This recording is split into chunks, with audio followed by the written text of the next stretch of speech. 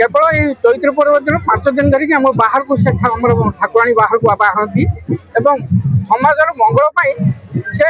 कामना करें आम प्रार्थना करता से मो जानत भितर से माने बहुत आमको साहाय्य कर घोड़ा नाच कैवर्त मान एक महान पर्व कैवर्त जातिर लोक मैंने माँ वासुदेवी को पूजा करते मुख्यतः यह चैत्र मास पड़े। घोड़ार महत्व है लोक मान मन में आनंद उत्साह सृष्टि करने कैवर्त जातिर कैवर्त जाति भाई मान गोटे बड़े आनंद पर्व जी जो था ना कहीं कैवर्त आम जातिर पिला माने जी जो था कहीं वर्ष टी महा आनंद पालन करते। बाउंश कटा जाए पूजा सारा माँ बासुणी को आम प्रथम पूजा करूँ पूजा सरला निर्धारित जो बाउंश आम कटा जाए से बाउंश कटा सरला से घोड़ा तैयारी करा घोड़ा तैयारी करला आम जो मूर्ति आमर अच्छी माँ बासुणी सब पूजा कर सारापर आम सब जिन घोड़ा ये जिन लगे सब सुजा सारापर पूजा पूजा करा जाए पूजा करा प्रत्येक गाँव में अन्य अनुष्ठान कराए। एक्चुअल तो बहुत पूर्व आम पूर्वपुरुष आसूची ये गोटे किंवदंती अच्छी जो थे कि आप राम जो राम तर वनवास समय सराय रिवर जो नदी क्रॉस कला भितर आम केउट जो कैवर्त फिशरमैन ये जो ये पार करते से जो पार करने समय इनग्राटिट्यूड से गोटे घोड़ा मुंड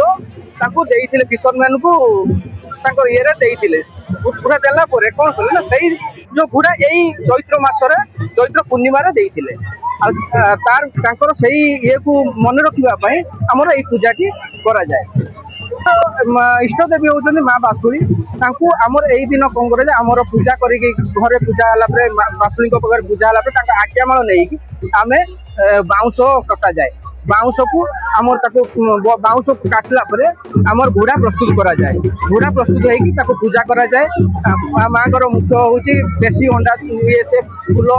चंदन दे पूजा करके नाच करा जाए आमर एटा 5 दिन पालन करा जाए।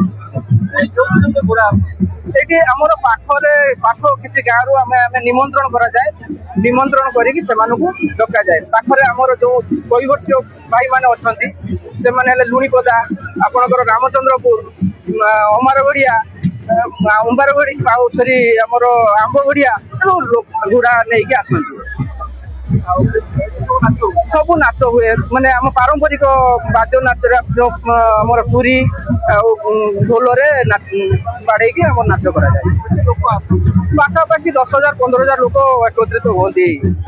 5 दिन आम पालन हुए 5 दिन भर विभिन्न गाँव में भी आमर जमी लुणीपदा हो कि नरणपुर अमारगड़िया हो सेमती आमर हूँ 4th दिन आम गाँव में मेलन करा।